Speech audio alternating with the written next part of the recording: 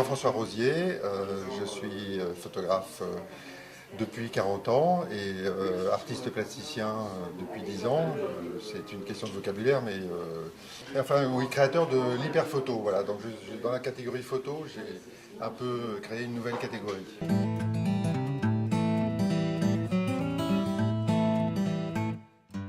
Un site web permet de diffuser une image partout dans le monde et surtout avec les nouveaux systèmes qu'on a maintenant. Moi j'utilise KFPano qui est un logiciel qui permet de zoomer dans l'image jusqu'à 100%, donc d'avoir une image très haute résolution. C'est le principe de Google Earth. Voilà. Quand on va sur Google Earth, on a une image de la Terre comme ça et on peut zoomer. Donc ça c'est une nouveauté fabuleuse. C'est complémentaire en fait, du tirage photographique puisque c'est une autre façon d'explorer par petits bouts. Moi je continue à faire du tirage photographique et je sais que maintenant le support photographique risque de disparaître au profit du jet d'encre qui maintenant atteint une qualité excellente. Alors la nouveauté avec le jet d'encre, c'est les formats, puisque maintenant on peut imprimer en 5 mètres de large, dans des très bonnes qualités. Et maintenant aussi la grande nouveauté, c'est surtout support. Là on voit à Vendôme, maintenant c'est qu'il y a énormément d'expositions qui se font dehors. Il y a encore quelques temps, c'était impossible. Maintenant, on peut imprimer directement sur des supports PVC ou plexi qui vont partout. Voilà, ça c'est les grandes nouveautés.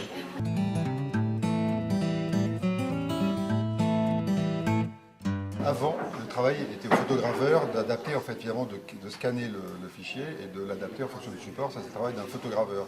On peut dire que maintenant, le photographe est un peu photograveur.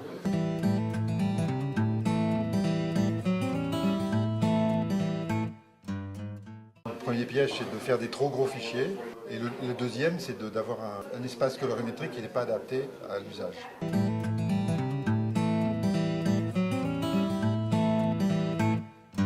Le premier conseil que je donnerais surtout, c'est d'adapter la taille du fichier à l'usage. On sait que c'est mauvais de suréchantillonner quelque chose, d'avoir un fichier trop petit pour l'usage, mais c'est mauvais aussi de le sous-échantillonner, en fait, donner un trop gros fichier. Donc il faut en amont penser son fichier en fonction de l'usage qu'on va en faire.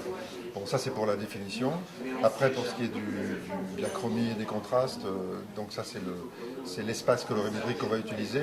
Là, il faut l'adapter aussi au support qu'on va utiliser. Si c'est un support web, il faut tenir compte de ce qu'un écran peut afficher, enfin un écran moyen. Si c'est un support jet d'encre, de ce qu'une imprimante jet d'encre peut fournir. Si c'est pour l'impression offset, ce sera encore un autre espace colorimétrique. Il faut savoir l'usage qu'on va en faire. Bon, maintenant, il arrive assez souvent que le fichier soit pour plusieurs usages. Donc ça, il faut trouver le compromis.